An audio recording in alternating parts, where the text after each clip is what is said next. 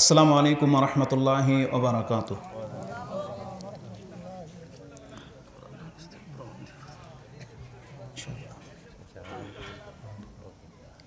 ইন্নাল হামদালিল্লাহ নাহমাদুহু ওয়া নাস্তাঈনুহু ওয়া নাস্তাগফিরুহ ওয়া নাউযু বিল্লাহি মিন শুরুরি আনফুসিনা ওয়া মিন সাইয়্যাতি আমালিনা। من يهده الله فلا مضل له ومن يضلله فلا هادي له وأشهد أن لا إله إلا الله وحده لا شريك له وأشهد أن محمدا عبده ورسوله صلى الله عليه وعلى آله وصحبه وسلم تسليما كثيرا. يا أيها الذين آمنوا اتقوا الله حق تقاته ولا تموتن إلا وأنتم مسلمون. يا أيها الذين آمنوا اتقوا الله وقولوا قولا سديدا يصلح لكم أعمالكم ويغفر لكم ذنوبكم ومن يطع الله ورسوله فقد فاز فوزا عظيما. أما بعد فإن أصدق الحديث كلام الله وخير الهدي هدي محمد صلى الله عليه وسلم وشر الأمور محدثاتها وكل محدثة بدعة وكل بدعة ضلالة وكل ضلالة في النار. قال الله تعالى عز وجل بعد أعوذ بالله من الشيطان الرجيم نبئ عبادي أني أنا الغفور الرحيم وأن عذابي هو العذاب الأليم. وأن أنس بن مالك قال رسول الله صلى الله عليه وسلم إن الله تعالى يقول يا ابن آدم إنك ما دعوتني ورجوتني غفرت لك على ما كان فيك ولا أبالي. يا ابن آدم لو بلغت ذنوبك عنان السماء ثم استغفرتني لغفرت لك ولا أبالي. يا ابن آدم لو أتيتني بقراب الأرض خطايا ثم لقيتني لا تشرك بي شيئا لأتيتك بقرابها مغفرة. رواه الترمذي في كتاب الدعوات باب التوبة. وقال أبو عيسى هذا حديث حسن غريب. যাবতীয় প্রশংসা আল্লাহ সুবহানাহু ওয়া তাআলার, যিনি আমাদেরকে মানুষ করে সৃষ্টি করেছেন। সে আল্লাহ সুবহানাহু ওয়া তাআলার প্রশংসা করি যে আল্লাহ সুবহানাহু ওয়া তাআলা মানুষদের মধ্য থেকে যাদেরকে ঈমান দিয়েছেন আমাদেরকে তাদের অন্তর্ভুক্ত করেছেন। আমরা বলি আলহামদুলিল্লাহ। দরুদ ও সালাম বর্ষিত হোক প্রিয় নবী মুহাম্মদ রাসূলুল্লাহ সাল্লাল্লাহু আলাইহি ওয়াসাল্লামের প্রতি, যাকে আমাদের জন্য রহমত এবং করুণাময় করে প্রেরণ করেছেন। আল্লাহুম্মা সাল্লি আলাইহি আল্লাহুম্মা বারিক আলাইহি। উপস্থিত ইসলামিক ভাতৃমণ্ডলী এবং স্টেজে যারা সম্মানিত মেহমান বসে আছেন এবং বয়োজ্যেষ্ঠ যারা আছেন, এই আয়োজন যারা করেছেন, সার্বিক সহযোগিতা যারা করেছেন, আল্লাহ সুবহানাহু ওয়া তাআলা আমাদের প্রত্যেককে কবুল ও মঞ্জুর করে নিন। ওয়াজ মাহফিলগুলো বাংলাদেশে বর্তমানে একটা ট্র্যাডিশনের রূপ নিয়েছে। এগুলো না মানুষ তার থেকে কল্যাণ পাচ্ছে, না আমরা আপনাদেরকে দিতে পারছি, না আপনারা আমাদের কাছ থেকে নিতে পারছেন। এটা সম্পূর্ণ একটা রেওয়াজ, রীতিনীতি হয়ে গেছে যে শীতের সিজন ওয়াজ মাহফিল করতে হয়। আমরা কিছু বলবো, আপনারা শুনবেন রাতভর, হয় ফজর পড়েন বা নাইবা পড়েন, কিছু কালেকশন হবে, বক্তা কিছু নিয়ে যাবে, আপনারা কিছু মজা পাবেন, হাসি ঠাট্টা তামাশা চলবে।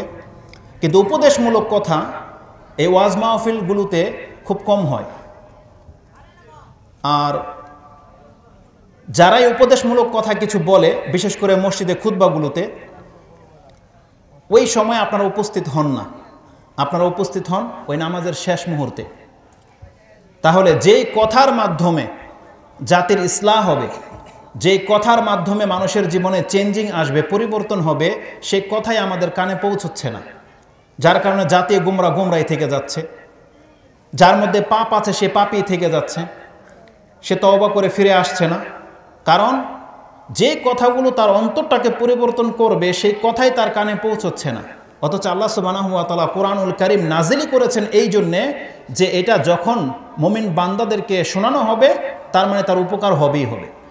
কারণ আল্লাহ সুবহানাহু ওয়া তাআলা এই কোরআনটাকে করেছেন আমাদের অন্তরের আরোগ্যতা। আল্লাহ বলছেন তোমার অন্তরে যতগুলো রোগ রয়েছে এটা দূর করতে পারে একমাত্র কোরআন, আল্লাহর ওয়াহী। আর সেই শিক্ষা থেকে আমরা জাতিকে খুব দূরে রেখে দিয়েছি। আর যারা এই যে এত টাকা খরচ করে প্যান্ডেল করেছে, মাহফিলের ব্যবস্থা করেছে, যাদেরকে ইসলাহ করার জন্য যারা সংশোধিত হবে তারা কোথায় আজকে বলেন? তারা হয় কোনো ক্লাবে, টিভির সামনে বসা, চায়ের স্টলে বসা, অথবা আলফাল কাজে ব্যস্ত।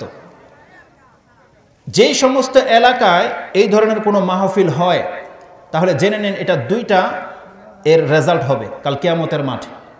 এক হলো যারা করেছে বা যারা উপস্থিত হয়েছে বা যারা সাড়া দিয়েছে তাদের জন্য নাজাতের সাবাব হতে পারে, এটা একটা নাজাতের জারিয়া হতে পারে।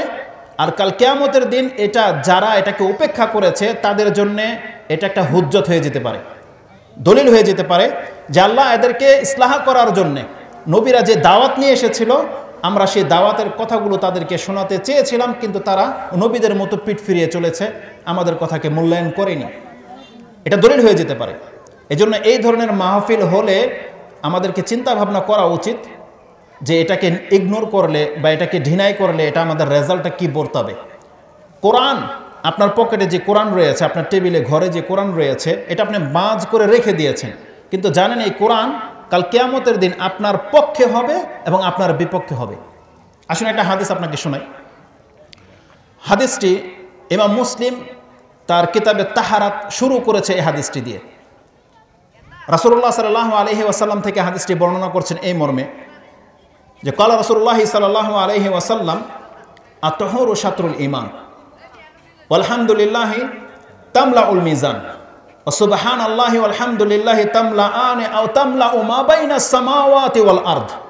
আস-সালাতু নূরুন ওয়াস সাদাকাতু বুরহানুন ওয়াস সাবরু দিয়াউন আল কোরআন হুজ্জাতুল লাকা ওয়া আলাইক কুল্লুন নাসি ইয়াগদু ফাবাইউ নাফসাহু ফামুবিকুহা ফামুতিকুহা আও মুবিকুহা। আখরাজাহুল মুসলিম ফি কিতাবিত তাহারা, যেমনটি কি বললাম। আপনি যদি অ্যাপসে খোঁজেন মক্তবে শামিলে আপনি হাদিসটি পেয়ে যাবেন 328 নম্বরে। আর বাংলার বা যে কোনো আরবি কিতাব আপনি খোঁজেন কিতাবুত তাহারাতের প্রথম হাদিসে এটি। এই হাদিসটিতে রাসূলুল্লাহ সাল্লাল্লাহু আলাইহি ওয়াসাল্লাম বলছেন যে পবিত্রতা হচ্ছে ইমানের অর্ধেক। তার মানে যারা সবসময় পাক সাফ থাকে এটা আপনার ইমানের অর্ধেক দাবি রাখে যে একজন মুমিন অলওয়েজ পাক পবিত্র থাকবে। তারপর রাসূল সাল্লাল্লাহু আলাইহি ওয়াসাল্লাম বলছেন কেউ যদি মুখ দিয়ে একবার আলহামদুলিল্লাহ বলে, কারো জবান দিয়ে, এই একবার আলহামদুলিল্লাহ বললে তার মিজানের পাল্লা ভরে যাবে, এত ক্ষমতা রয়েছে আলহামদুলিল্লাহর মাঝে। এবং কেউ যদি বলে সুবহানাল্লাহি ওয়া আলহামদুলিল্লাহি, রাসূল সাল্লাল্লাহু আলাইহি ওয়াসাল্লাম বলছেন এই দুইটা জুমলা, এই দুইটা কালেমা তামলা আনে, দুইটা পাল্লা ভরে দেবে। আও তামলা মা বাইনাস সামাওয়াতি ওয়াল আরদ, 7 আকাশ এবং 7 যে জমিন রয়েছে, এক একটা আকাশের পরে আরেকটা আকাশের যে গ্যাপ হাদিসে সেটা পাওয়া যায় 500 বছরের রাস্তা। এভাবে 7 আকাশ রয়েছে, 7 জমিন রয়েছে। রাসূলুল্লাহ সাল্লাল্লাহু আলাইহি ওয়াসাল্লাম বলছেন হয় এটা দুইটা পাল্লাকে ভরে দেবে, অথবা এই 7 আকাশ এবং 7 জমিনের যত গ্যাপ রয়েছে আপনার নেকি দিয়ে গ্যাপগুলোকে পুরো করে দেবে। এটা হচ্ছে সুবহানাল্লাহ এবং আলহামদুলিল্লাহ। আর হাদিসটি মুসলিম শরীফের, কোনো গল্প নয়। আর মুসলিম শরীফের হাদিস বলতে কোরআনের পরে যেই সমস্ত কিতাব সবচেয়ে বেশি অথেন্টিক, মূল্যায়নযোগ্য, তা হচ্ছে বুখারী, মুসলিম। হাদিসের কিতাবের মধ্যে শীর্ষস্থানে দুটা কিতাব। তারপর রাসূল সাল্লাল্লাহু আলাইহি ওয়াসাল্লাম বলছেন as-salatu nurun, এই 5 ওয়াক্ত নামাজ আমাদেরকে যে দান করা হয়েছে এটা হচ্ছে আমাদের নূর বা জ্যোতি। বর্তমানে হয়তো সেই জ্যোতির কি লাভ আপনি অনুমান করছেন না, কিন্তু মরার পর থেকে আপনার এই জ্যোতির প্রয়োজন হবে, কবরে প্রয়োজন হবে, আপনার হাসরের মাঠে প্রয়োজন হবে, জাহান্নামের পুলে গিয়ে প্রয়োজন হবে, বিচারের পাল্লায় গিয়ে প্রয়োজন হবে। এই নূর আপনার প্রত্যেকের প্রয়োজন হবে। রাসূলুল্লাহ সাল্লাল্লাহু আলাইহি ওয়াসাল্লাম বলছেন, এই সালাত হচ্ছে নূর। যারা 5 ওয়াক্ত সালাত আদায় করে তাদের নূর থাকবে। ওয়াসসাবরু দিয়া ওয়াসাদাকাতু বুরহান, বলা হয়েছে যে কোনো সাদকা মানুষ করে এটা হচ্ছে তার প্রুফ, সে মুসলিম, তার বুরহান হুজ্জত কায়েম হয়ে যাবে কাল কিয়ামতের দিন। এবং যেই ব্যক্তি ধৈর্য ধারণ করবে, এই ধৈর্য হচ্ছে দেয়া, মানে প্রদীপের মতো আলো দেবে তাকে। আমি ব্যাখ্যায় যাচ্ছি না, যে অংশটুকু এখান থেকে নেয়ার শুধু ওটা আমি আপনাকে বলছি। তারপরে রাসূল সাল্লাম বলছেন, আল কোরআনু হুজ্জাতুল লাকা ওয়া আলাইক, যে কোরআন নিয়ে আপনি বসে আছেন, পেঁচিয়ে আপনার তাকে রেখে দিয়েছেন, এই কোরআন কাল কিয়ামতের মাঠে হয় আপনার পক্ষে কথা বলবে, আর না হয় আপনার বিপক্ষে কোরআন সাক্ষী দেবে। এই কোরআন তেমনি কোরআনের মাহফিল যেখানে হয়, কোরআনের বাহক যারা, কোরআনের বার্তাবাহক যারা, কোরআনের বক্তা যারা, কোরআনের আলেম যারা, তারা হচ্ছে প্রত্যেকটা সমাজের এক একটা দলিল। কারণ আল্লাহ সুবহানাহু ওয়া তাআলা কোরআনে আমাদেরকে বলেছে, আল্লাহ কোনো জাতিকে ততক্ষণ পর্যন্ত শাস্তি দেবে না যতক্ষণ পর্যন্ত তাদের কাছে একজন মেসেঞ্জার মিন্স একজন রাসূল না পাঠাবে। তার মানে আল্লাহ সুবহানাহু ওয়া তাআলার পক্ষ থেকে হক এবং বাতিল জানানো হয়েছে, ওই জাতিকে আল্লাহ ধরবে, না হলে ধরবে না। তো যে এলাকায় একজন আলেম রয়েছে, যে এলাকায় একজন কোরআনের শিক্ষক রয়েছে, তার মানে যেই ঘরে একজন এরকম কোরআন জানে এমন ব্যক্তি রয়েছে, তার মানে আল্লাহ সুবহানাহু ওয়া তাআলা আমাদেরকে সব জানিয়ে দিয়েছে। এই জাতির মুক্তি নেই যদি সে পথ না ধরে।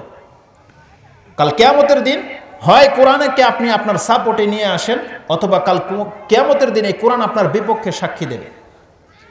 তো যারা এই কথাটা এই জন্য বলছি, এই মাহফিলগুলো দেখেন খালি পড়ে থাকে, তাহলে কি লাভ এত টাকা খরচ করে এই মাহফিল করার, যদি আপনারা এতে সাড়া না দেন? কাল কিয়ামতের দিন আপনি কি ভেবেছেন? যারা করেছে তাদের কোনো লস নেই, কারণ তাদের নিয়ত যদি খালেস থাকে, আল্লাহ তাদেরকে যে জাযা দেওয়ার তা পুরোপূর্ণ কিন্তু তাদেরকে দিয়ে দিবে। কিন্তু কাল কিয়ামতের দিন আপনি দাঁড় করাবে আপনাকে আল্লাহ, যে তোমাকে ডাকা হয়েছিল, তুমি কিন্তু আসুন। যেমন নবীদেরকে ইগনোর করা হয়েছে, নবীদের কথাকে প্রত্যাখ্যান করা হয়েছে, কাল কিয়ামতের দিন এই সমস্ত মানুষদেরকে আল্লাহ সুবহানাহু ওয়া তাআলা লাঞ্ছিত করে ছেড়ে দেবে। আর সবচেয়ে বড় কথা হচ্ছে, কোনো এলাকার মানুষ যদি নিজেকে জ্ঞানী দাবি করে, কেউ যদি মনে করে যে আমি হেদায়েত প্রাপ্ত, এই দুইটা গুণ আল্লাহ বলছেন ওই ব্যক্তির মাঝে এই দুইটা গুণ আছে, যেই ব্যক্তির মাঝে দুইটা কাজ পাওয়া যাবে। তার মানে যেই সমাজের লোক, যেই ঘর বা যেই প্রতিষ্ঠান, তার সদস্যরা যদি দুইটা কাজ করে, তাহলে তারা দুইটা আল্লাহর পক্ষ থেকে নিয়ামত প্রাপ্ত হচ্ছে বা দুইটা সার্টিফাই পাচ্ছে। সেটা কি? কোরআনে কারিমে আল্লাহ সুবহানাহু ওয়া তাআলা সূরা জুমার, এটা কোরআনের 39 নম্বর সূরার 18 নম্বর আয়াতে আল্লাহ সুবহানাহু ওয়া তাআলা বলছেন, আল্লাযীনা ইয়াস্তামিউনাল কাওলা ওয়া ইয়াত্তাবিউনা আহসানা, আল্লাযীনা ইয়াস্তামিউনাল কাওলা ফায়াত্তাবিউনা আহসানা, উলাইকা আল্লাযীনা হাদাহুমুল্লাহ ওয়া উলাইকা হুমুল আলবাব ওয়া উলাইকা হুম উলুল আলবাব।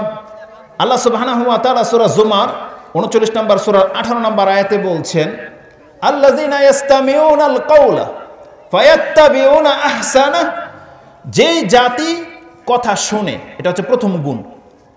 তার মানে আপনি যদি নিজেকে পরিচয় দিতে চান যে আপনি জ্ঞানী এবং আপনি হেদায়েত প্রাপ্ত, বা আপনি সঠিক রাস্তা পেতে চাচ্ছেন বা সঠিক রাস্তার উপরে আছেন, আল্লাহ বলছেন এই দুইটা গুণের জন্য তোমাকে দুইটা কাজ করতে হবে। তার একটা হচ্ছে আল্লাযীনা ইয়াস্তামিউনাল কাওলা, যেই ব্যক্তি কথা শুনে। তাহলে জ্ঞানীদের প্রথম কাজ হচ্ছে, কেউ আপনাকে কিছু বলতে চাচ্ছে, আপনাকে প্রথম শুনতে হবে। এটা হচ্ছে আপনার প্রথম কাজ। শুনলেই মেনে নেবেন না, এটা জ্ঞানীদের কাজ নয়। আল্লাহ বলছেন ফায়াত্তাবিউনা আহসানা, শোনার পরে যদি সেই কথাটা উত্তম হয়, তাহলে সে ওই কথাটার উপরে আমল করে বা ওইটাকে মেনে নেবে। আল্লাহ বলছেন যারা কথা শুনে এবং ভালো কথাটাকে মেনে নেয় বা ভালো কথাটাকে গ্রহণ করে, আল্লাহ বলছেন উলাইকা আল্লাযীনা হাদাহুমুল্লাহ, এরাই হচ্ছে হেদায়েত প্রাপ্ত ব্যক্তি, ওয়া উলাইকা হুম উলুল আলবাব, আর এরাই হচ্ছে জ্ঞানী। তার মানে আপনাকে জ্ঞানী হতে হলে আর হেদায়েত প্রাপ্তের দাবি করতে হলে আপনাকে দুইটা কাজ করতে হবে। প্রথম কথা হচ্ছে যে ওই কথার চাইতে উত্তম কথা আর কার হতে পারে যেই ব্যক্তি মানুষকে আল্লাহর দিকে ডাকে। যেই মাহফিলে আপনাকে আল্লাহর দিকে ডাকা হচ্ছে, যেই দিকে আপনার ফায়দা রয়েছে, যেই দিকে আসলে আপনি নাজাতের গ্যারান্টি দেওয়া হবে, এর চাইতে শ্রেষ্ঠ মাহফিল আর শ্রেষ্ঠ স্টেজ বা শ্রেষ্ঠ স্থান আর কি হতে পারে? কারণ আল্লাহ সুবহানাহু ওয়া তাআলা কোরআনে এই আয়াতও আমাদেরকে রেখে দিয়েছে, ওমান আহসানু কাওলাম মিম্মান দাআ ইলাল্লাহ। তার চাইতে উত্তম কথা আর কার হতে পারে যেই ব্যক্তি মানুষকে আল্লাহর দিকে ডাকে। তাহলে আপনাকে তো আল্লাহর দিকে ডাকার জন্য স্টেজ করা হয়েছে। আপনি ঘরে বসে আছেন বা কানে তুলো দিয়ে রেখেছেন, এর মানে কি? তার মানে আপনি হেদায়েত চাচ্ছেন না, আপনি শিক্ষিত হতে চাচ্ছেন না, আপনার নাজাত চাচ্ছেন না। আপনি যারা আসেনি তাদের কান পর্যন্ত যে পৌঁছেছে কথাগুলা, আমি আজকে এমন একটা বিষয়ের কিছু অংশ মাত্র আপনার কাছে তুলে ধরবো, যেটা হাতে সময় খুব কম, তাহলে তারা আফসোস করবে বা বুঝতে পারবে যে কি বিষয় থেকে তারা আজকে মাহরুম হয়েছে। আর আপনারা যারা এসেছেন আজকে আপনি আপনার রবের পক্ষ থেকে একটা উপঢৌকন আমি আপনাকে আজকে দেই, সেটাকে আপনি জেনে নেন। কোরআন যখন আপনি পড়বেন, কোরআনের মধ্যে আপনি তিনটা দিক খুঁজে পাবেন। তার একটা দিক হচ্ছে আল্লাহ সুবহানাহু ওয়া তাআলার পরিচয়, তার এক ভাগে আপনি পাবেন কিসসা, ঘটনাবলী, অতীতে কি হয়েছে এবং আগামীতে কি হবে। আরেক ভাগে আপনি পাবেন মাসলা মাসাইল, আপনি কি করবেন কি করবেন না, এই তিনটা দিক পাবেন। কোরআনুল কারীমের 30 পারাকে যদি আপনি 3 ভাগ করেন, মানে 10 পারা আপনি শুধু খালি জমা করেন, পেয়ে যাবেন আল্লাহর পরিচয়। আল্লাহ সুবহানাহু ওয়া তাআলা কি চায়, আল্লাহ দেখতে কেমন, আল্লাহ কেন আপনাকে সৃষ্টি করেছে। এই আল্লাহ সুবহানাহু ওয়া তাআলার যে 99টা নাম রয়েছে তার মধ্যে অধিকাংশগুলো কোরআনে এসেছে, তার পরিচয় বিভিন্নভাবে। এগুলো জানতে আপনি 10 পারা পেয়ে যাবেন, তার মানে একটা ভাগ। তো কোরআনে আল্লাহ সুবহানাহু ওয়া তাআলা যত জায়গায় তার পরিচয় উল্লেখ করে দিয়েছে, তার মাঝে আপনি 2টা দিক পাবেন, আল্লাহর 2টা দিক। তার এক দিকে হচ্ছে দয়া এবং ক্ষমা, আর আরেক দিকে হচ্ছে আযাব এবং গজব এবং শাস্তি। এই 2টা দিক আপনি পাবেন কোরআনুল কারীমে। আল্লাহ সুবহানাহু ওয়া তাআলার এই যে 2টা দিক রয়েছে, ক্ষমা এবং দয়া, ভালোবাসা, যে দিকটা, এখান থেকে মাত্র 2টা শব্দ আমি আপনার কাছে তুলে ধরছি। তার একটা হচ্ছে গফুর, আর একটা হচ্ছে রাহিম। কোরআনে আল্লাহ সুবহানাহু ওয়া তাআলা গফুর ও রাহিম এই সিফাত দুটি পাশাপাশি একাধিক জায়গায় এসেছে। এটা হচ্ছে কোরআনের প্রতিষ্ঠানের একটা এরিয়া। আমার কথা যার কান পর্যন্ত যাচ্ছে সে বুঝতে পারবে যে আমি কি বলতে চাচ্ছি। কোরআনে আল্লাহ সুবহানাহু ওয়া তাআলা আল গফুর ও রাহিম শব্দটা ব্যবহার করেছে। যদি আপনি আলিফ লাম দিয়ে খোঁজেন তাহলে 7টি আয়াতে পাবেন, আর যদি আলিফ লাম ছাড়া খোঁজেন গফুর ও রাহিম তাহলে আপনি 49টি আয়াতে খুঁজে পাবেন। তার মানে কোরআনে প্রায় 56 জায়গায় আল্লাহ সুবহানাহু ওয়া তাআলা বলছেন আল গফুর ও রাহিম। আল্লাহ হচ্ছেন ক্ষমাশীল এবং দয়াবান। আল্লাহ সুবহানাহু ওয়া তাআলা ক্ষমাশীল এবং দয়াবান, এটা এসেছে 56 বার।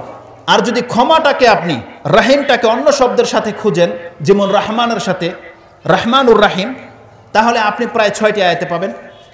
তেমনি আপনি যদি আজিজুর রাহিম, গফুরুল ওয়াদুদ, বিভিন্ন শব্দের সাথে গফুর আর রাহিম শব্দটি বিভিন্নভাবে পাবেন।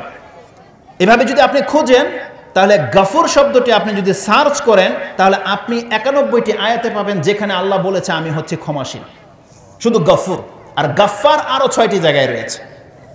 আর আল্লাহ সুবহানাহু ওয়া তাআলা রাহিম শব্দটি যদি আপনি সার্চ করেন আলিফ লাম ছাড়া, তাহলে আপনি 101টি আয়াতে খুঁজে পাবেন যেখানে আল্লাহ সুবহানাহু ওয়া তাআলা শুধু নিজের ক্ষেত্রে বলেছে আমি হচ্ছে দয়ালু। তার মানে যদি আমরা বলতে পারি এইভাবে, আল্লাহ হচ্ছেন ক্ষমাশীল এবং দয়ালু। আল্লাহ 100 বার কোরআনে বলেছে আপনাকে। একটা মানুষ যখন কথা বলে, কখন বলে আপনাকে যে তোকে আমি 100টি ডাক দিয়েছি, তোকে 100 বার বলেছি, কখন বলে এই কথাটা বলেন? কখন? যখন তার গুরুত্বটাকে আপনাকে বোঝানো হয়। আপনার বাবা মা আপনাকে অনেকবার নিষেধ করেছে যে তুই এই কাজটা করিস না, ব্যথা পাবি। ব্যথা পাওয়ার পরে আপনাকে কি বলে? যে তোকে 100 বার নিষেধ করেছি, বলে না?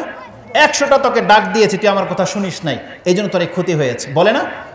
কাল কিয়ামতের মাঠে আল্লাহ সুবহানাহু ওয়া তাআলা প্রত্যেক পাপী বান্দাকে এই কথাটাই বলবে, বান্দা তোকে আমি 100 বার বলেছি আমি হচ্ছে ক্ষমাশীল এবং দয়াবান, তুমি আমার কাছে ক্ষমা চাওনি, দয়া পাবা না। এটা হচ্ছে আমার বলার দাবি। আজকে আমাদের মতো কোনো হুজুর আলখাল্লা জুব্বা লাগিয়ে বড় পাগড়ি পরে এসে আপনাকে বলেছে আমার মুরিদ হও বা আমার হাত পাও টিপো, কাল কিয়ামতের দিন আমি তোমাকে ক্ষমা এনে দেব। মাত্র একবার বলেছে বা এরকম স্টেজে কয়েকবার হয়তো বলেছে, আপনি ঈমান নিয়ে এসে পড়েছেন, আপনি তার মুরিদ হয়ে গেলেন, হাত পা টিপাতে লেগে গেলেন, তার বহু খেদমতে লেগে গেলেন। অথচ আল্লাহ সুবহানাহু ওয়া তাআলা কথাটা আপনাকে 100 বার বলেছে। আল্লাহ কি বলেছে? আয়াতগুলো কিভাবে আছে আপনি দেখেন, আমি কয়েকটা বলি যাতে যারা মাদ্রাসার ছাত্র আছে তারা যেন এইভাবে শিখে, তাদের ব্রেনটা যেন এইভাবে ক্যাচ করে, আমি সেটাই চাচ্ছি। এটা আমার এইমসকে বা আমার ইমেজকে তৈরি করা উদ্দেশ্য নয়, যাতে আপনাদের অন্তরে যেন জায়গা নিতে পারি, যেন আমি সংখ্যাগুলো বলছি। আল্লাহ সুবহানাহু ওয়া তাআলা কোরআনে বলছেন, তার পরিচয়টি এইভাবে, ওয়া হুয়াল গফুরুর রহিম, তিনি হলেন ক্ষমাশীল এবং দয়াবান। এই আয়াতটি আপনি পাবেন সূরা ইউনূস 10 নম্বর সূরার 107 নম্বর আয়াতের শেষ অংশে, এবং এই আয়াতটি আপনি পাবেন সূরা আল আহকাফ 46 নম্বর সূরার 8 নম্বর আয়াতে। আরেকটু সুন্দর করে, আরেকটু অ্যাডভান্স হয়ে আল্লাহ বলছেন, ইন্নাহু হুয়াল গফুরুর রহিম, আল্লাহ তার বান্দাকে জানাচ্ছেন, ইন্নাহু হুয়াল গফুরুর রহিম, নিশ্চয়ই তিনি হলেন এমন এক সত্তা যিনি হচ্ছেন ক্ষমাশীল এবং দয়াবান। আল্লাহ এইভাবে জানিয়েছে। এই আয়াতটি আপনি পাবেন সূরা জুমার 39 নম্বর সূরার 53 নম্বর আয়াতে। এই আয়াতটি আপনি পাবেন সূরা কাসাস 28 নম্বর সূরার 16 নম্বর আয়াতে। এই আয়াতটি আপনি পাবেন সূরা ইউসুফ 12 নম্বর সূরার 98 নম্বর আয়াতে। এভাবে একাধিক আয়াতে আল্লাহ সুবহানাহু ওয়া তাআলা তার পরিচয়টি তুলে ধরেছেন। আল্লাহ সুবহানাহু ওয়া তাআলা কোরআনে আরো চমৎকারভাবে, আরো উত্তম ভঙ্গিমায় আপনাকে ডেকে বলছেন, আলা ইন্নাল্লাহা হুয়াল গফুরুর রহিম। আল্লাহ সুবহানাহু ওয়া তাআলা বলছেন, আলা, তোমরা প্রত্যেকে কান সজাগ করে শুনে রাখো, ইন্নাল্লাহা হুয়াল গফুরুর রহিম, নিশ্চয় যে আল্লাহ তোমাকে সৃষ্টি করেছে, যে আল্লাহর প্রতি তুমি ঈমান নিয়ে এসেছো, এই আল্লাহ হচ্ছেন ক্ষমাশীল এবং দয়াবান।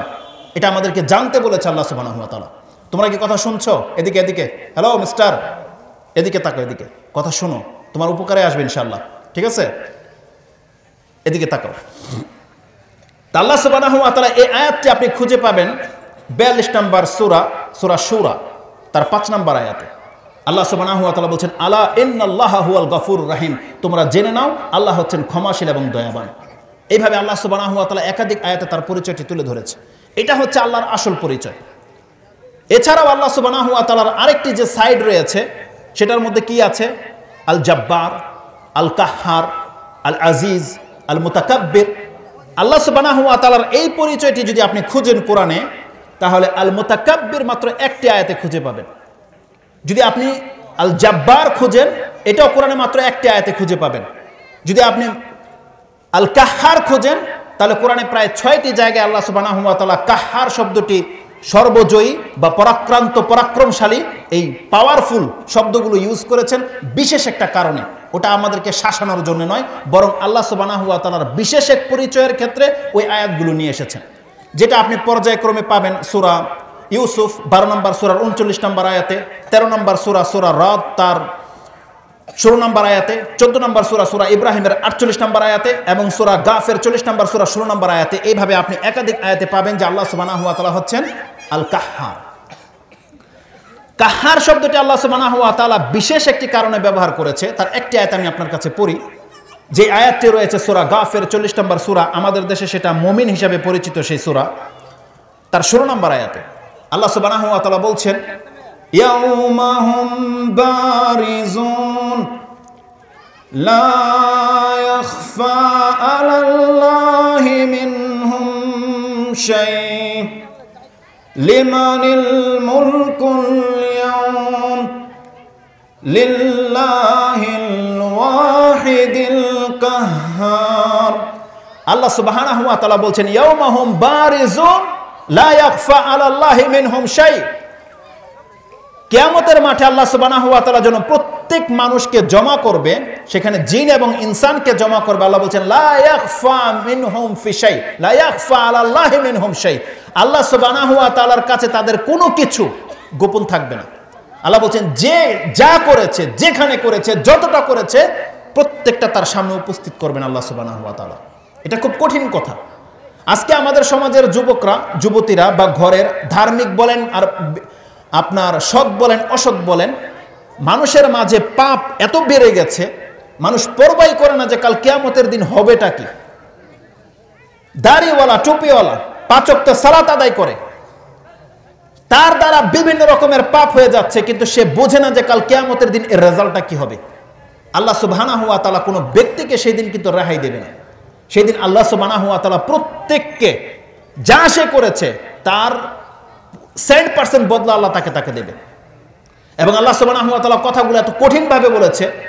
লোকমান আলাইহিস সালাম তার ছেলেকে এই কথাটা উপদেশ দিতে গিয়ে বলেছিল যে ছেলে, একজন বাবা তার ছেলেকে যে কত সৎ উপদেশ দিতে পারে আপনি দেখেন, যে কাল কিয়ামতের মাঠে, বিচারের মাঠে এত কঠিন হবে, তাই বাবা তার ছেলেকে উপদেশ দিচ্ছে, ইয়া বুনাইয়া ইন্নাকা ইন তাকু ফি হাববাতিন মিন মিসকালি হাববাতিন ইয়া বুনাইয়া ইন্নাহা ইন তাকু মিসকালা হাববাতিন মিন খারদালিন ফাতাকুন ফি সাখরা আও ফি সামাওয়াতি আও ফিল আরদ ইয়াতি বিহাল্লাহ ইন্নাল্লাহা লাতীফুন খাবীর। হে আমার বৎস, হে আমার প্রিয় ছেলে, তুমি একটা উপদেশ দিয়ে যাও।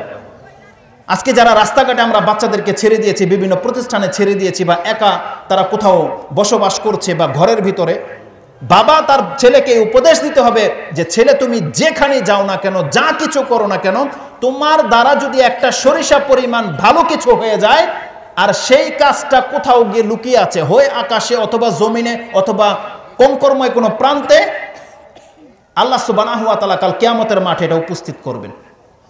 এটা তোমার ভালো কাজ হোক আর খারাপ কাজ হোক।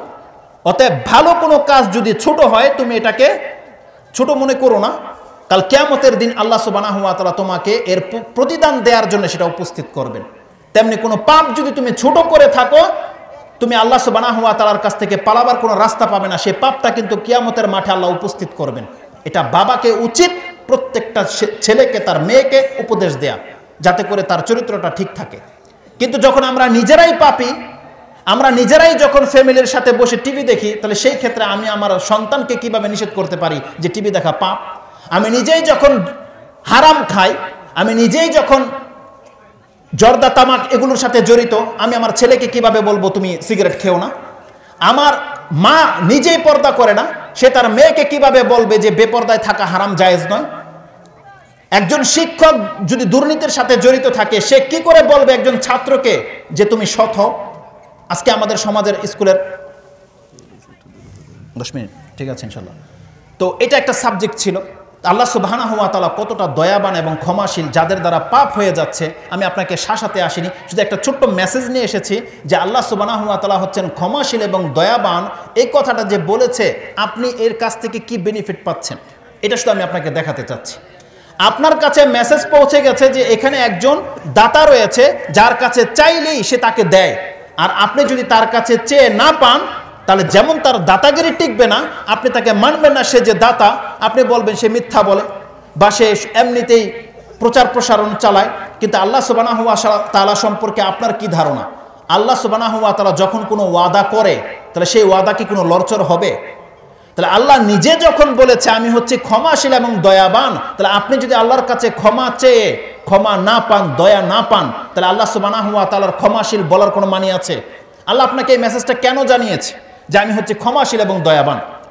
আল্লাহ সুবহানাহু ওয়া তাআলা আমাদেরকে এই জন্য জানিয়েছে, যেই ব্যক্তি আল্লাহর কাছে ক্ষমা চাইবে, আল্লাহ তাকে ক্ষমা করে দেবে, সাথে সাথে ক্ষমা করে দেবে। এই মেসেজটি কোরআনে রয়েছে। আসুন একটা আয়াত আমি আপনাকে দেখাই। কোরআনে কারিমে আল্লাহ সুবহানাহু ওয়া তাআলা মূসা আলাইহিস সালামের ঘটনা উল্লেখ করে দিয়ে সূরা কাসাসে তার কথাগুলো উল্লেখ করেছে। তার 16 নম্বর আয়াতটি আপনি পড়ুন, যেখানে মূসা আলাইহিস সালাম, তার দ্বারা ছোট্ট একটা মিস্টেক হয়ে গিয়েছিল। তার থাপ্পড়ে বা ঘুষিতে একজন কিপ্তি মারা যাওয়ার পরে এই মূসা আলাইহিস সালাম অপরাধ বোধ ফিল করছে এবং তিনি তার রবকে ডেকে বলছে, যখন সে বলল ক্বালা রাব্বি ইন্নী যালামতু নাফসি ফাগফিরলি, একজন নবী বলছে তার প্রতিপালকের কাছে, ক্বালা রাব্বি ইন্নী যালামতু নাফসি ফাগফিরলি, হে আল্লাহ আমি আমার নফসের উপরে জুলুম করেছি, আল্লাহ আমাকে ক্ষমা করে দেন। এতটুকু তার মুখ থেকে বেরিয়েছে। আল্লাহ সুবহানাহু ওয়া তাআলা তাকে কি অ্যানসার করেছে? যে তোমার ক্ষমার জন্য তোমাকে 100টা গরু জবাই করতে হবে, ক্ষমার জন্য 30টা সিয়াম রাখতে হবে, ক্ষমার জন্য তোমাকে কোনো ফকির মিসকিন খাওয়াতে হবে, মসজিদ বানিয়ে দিতে হবে, এরকম কিছু করেছে? আল্লাহ কিছুই করেনি। যেমনি একজন বান্দার মুখ থেকে বলেছে রাব্বি গফিরলি, আল্লাহ বলছেন ফা গাফারালা, শুধু আল্লাহ একটা ফা অক্ষরকে বেশি স্থাপন করে দিয়ে আল্লাহ বলছেন, যেমনি মুসা বলেছে আল্লাহ আমাকে ক্ষমা করে দাও, আল্লাহ বলছেন ফা গাফারালা, আমি সাথে সাথে তাকে ক্ষমা করে দিয়েছি, সাথে সাথে ক্ষমা করে দেওয়া হয়েছে। এই জন্য আল্লাহর কাছে আমাদেরকে ক্ষমা চাইতে হবে। কোনো বান্দা যদি আল্লাহর কাছে ক্ষমা চায়, আল্লাহ সুবহানাহু ওয়া তাআলা বলছেন তার কত পাপ আছে, তার পাপকে আমি মাফ করে দেব। কোরআনে একটি চমৎকার আয়াত রয়েছে। এই আয়াত আপনাদের অনেকেরই মুখস্থ আছে বা অনেকবার শুনেছেন। আমার ছোট মুখে শুধু একটা মেসেজ আমি আপনার কাছে দিতে চাচ্ছি, একটু ভালো করে লক্ষ্য করেন। আল্লাহ সুবহানাহু ওয়া তাআলা এই আয়াতে বলেছে, যে নিজের নাফসের উপরে জুলুম করেছে এবং অন্যায় কাজে লিপ্ত হয়ে গেছে, অন্যায় কাজে লিপ্ত হওয়ার পরে জুলুম করার পরে সুম্মা ইস্তাগফিরিল্লাহ, তারপরেও যদি সে আল্লাহকে বলে যে আল্লাহ আমাকে ক্ষমা করে দাও, তাহলে কোনো ব্যক্তি যদি পাপ করার পরে আল্লাহর কাছে ক্ষমা চায়, কয়টা জিনিস চাইলো বলেন তো দেখি? আপনার দ্বারা পাপ হয়ে গেছে, অন্যায় হয়ে গেছে, আপনি আল্লাহর কাছে বলেন আল্লাহ আমাকে মাফ করে দাও, কয়টা জিনিস চাইলেন বলেন? আপনি বুঝেন, কথা বুঝতেছেন? আপনি আল্লাহর কাছে বলছেন আল্লাহ আমাকে ক্ষমা করে দাও, আপনি কয়টা জিনিস চাইলেন আল্লাহর কাছে? একটা। ভাই বলছে একটা। আপনার কি বুঝতেছেন না? কথা বুঝেননি? আপনার পাপ হয়ে গেছে, অনেক বড় পাপ হয়ে গেছে, আপনি জেনে নেন। আপনি আল্লাহর কাছে বললেন আল্লাহ আপনি আমাকে ক্ষমা করে দেন, আমাকে মাফ করে দেন, একটা জিনিস চাইছেন না? আল্লাহ আপনাকে কি বলছে উত্তরে? সুম্মা ইস্তাগফিরিল্লাহ ইয়াজিদিল্লাহ গফুরুর রহিমা। তাহলে সেই ব্যক্তি যদি আল্লাহর কাছে ক্ষমা চায়, সে আল্লাহকে ক্ষমাশীলও পাবে, দয়াবানও পাবে। তার মানে আপনাকে আল্লাহ দুইটা দেবে, আপনাকে ক্ষমাও করবে, আপনার উপরে দয়াও করবে আল্লাহ সুবহানাহু ওয়া তাআলা। এমন প্রতিপালকের বান্দা আমরা। সে আল্লাহ সুবহানাহু ওয়া তাআলা আমাদেরকে সৃষ্টি করেছে, তার প্রতি আমরা ঈমান নিয়ে এসেছি। যে স্রষ্টা, যে মালিক আমাদেরকে বলছে যার দ্বারা পাপ হয়ে গেছে, যার দ্বারা অন্যায় হয়ে গেছে, তুমি আল্লাহর কাছে একবার বল আল্লাহ আমাকে ক্ষমা করে দাও, আল্লাহ বলছে আমি তোমাকে ক্ষমাও করব, তোমাকে দয়াও করব। এটা হচ্ছে আল্লাহ সুবহানাহু ওয়া তাআলা। এভাবে আল্লাহ সুবহানাহু ওয়া তাআলা কোরআনে অসংখ্য আয়াত বলে দিয়েছে। আল্লাহ সুবহানাহু ওয়া তাআলা একটি হাদিস বলে দিই, 5 মিনিটের মধ্যে শেষ হয়ে যাবে। হাদিসটি তিরমিজিতে, ইমাম তিরমিজি কিতাবুদ দাওয়াত 44 নম্বর অধ্যায়ে আপনি পাবেন, তওবার ফজিলতের অধ্যায়ে। ইসলামিক ফাউন্ডেশনের হাদিস নাম্বার হচ্ছে 3540, আর মক্তবা শামলার মধ্যে আপনি হাদিস নাম্বারটা পাবেন 3463 নম্বর হাদিস। আনাস রাদিয়াল্লাহু তাআলা তিনি বলছেন যে কাল আল্লাহ সুবহানাহু ওয়া তাআলা ইয়া ইবনা আদম। একটি হাদিস 2 মিনিট সময় লাগবে, যেহেতু আর সময় নেব না, কারণ আপনাদের আগ্রহের উপরে ভিত্তি করে বক্তার কথা আসবে। যখন কোনো ব্যক্তি কোনো কিছুকে মূল্যায়ন না করে, তাহলে সেটা তার কাছে পেশ করার কোনো মানি হয় না। তবে আল্লাহ সুবহানাহু ওয়া তাআলা জেনে নেন, আমি কথাগুলো বলতে চাচ্ছিলাম এই জন্য, এটা তথাকথিত কোনো ওয়াজ মাহফিলের কথা নয়। কারণ ওয়াজ মাহফিলগুলোতে সাধারণত কোরআন হাদিস এইভাবে পেশ করে না, শুধু কিচ্ছা কাহিনী হয়। তো কদর করা শিখতে হবে।